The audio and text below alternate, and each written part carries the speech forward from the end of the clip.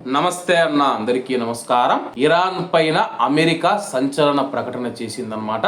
వివరాల్లోకి వెళితే తమ దేశం సైనికంగా ఓడిపోయిందని చెప్పి ఇరాన్ అంగీకరించడంలో విఫలమైతే అమెరికా అధ్యక్షుడు డొనాల్డ్ ట్రంప్ ఇరాన్ను మరింత తీవ్రంగా దెబ్బతీస్తారని White House press secretary Karoline Leavitt గారైతే ప్రకటించారు.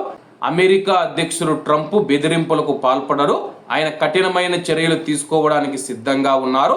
ఇరాన్ మరొకసారి తప్పుడు అంచనా వేయకూడదని చెప్పేసి లీవిట్ గారు విలేకరుల సమావేశంలో అన్నారు.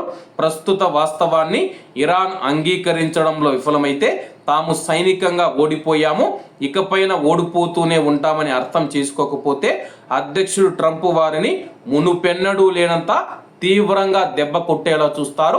ఒక విధంగా చెప్పాలంటే ఇరాన్ నరకం అనుభవిస్తూ ఉందని చెప్పేసి నరకం అనుభవించేలా అమెరికా అధ్యక్షుడు డొనాల్డ్ ట్రంప్ చేస్తారని చెప్పేసి యుద్ధాన్ని ముగించడానికి అమెరికా చేసిన ప్రతిపాదన పైన తొలుత ప్రతికూలంగా స్పందించినప్పటికీ ఇరాన్ దానిని ఇంకా సమీక్షిస్తుందని చెప్పేసి ఒక సీనియర్ ఇరాన్ అధికారి రాయిటర్స్ కు తెలిపారు.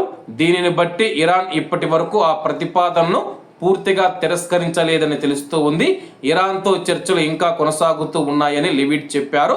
చర్చలు ప్రస్తుతం కొనసాగుతూ ఉన్నాయి, అధ్యక్షుడు చెప్పినట్లుగా అవి ఫలవంతంగా ఉన్నాయి, ఇంకా కొనసాగుతూ ఉన్నాయని చెప్పి ఆమె ప్రకటించింది. ప్రస్తుతం 15 పాయింట్లతో కూడిన షరతులనైతే అమెరికా ఇరాన్ దేశానికి అయితే ప్రతిపాదన పంపిందనమాట.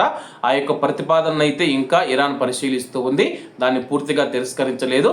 పూర్తిగా తిరస్కరిస్తే కానీ ఇరాన్ దేశం మునుపెన్నడూ చూడని విధంగా భయంకరమైన యుద్ధం చేసి ఆ దేశాన్ని నాశనం చేస్తామని చెప్పి అమెరికా హెచ్చరిస్తూ ఉంది.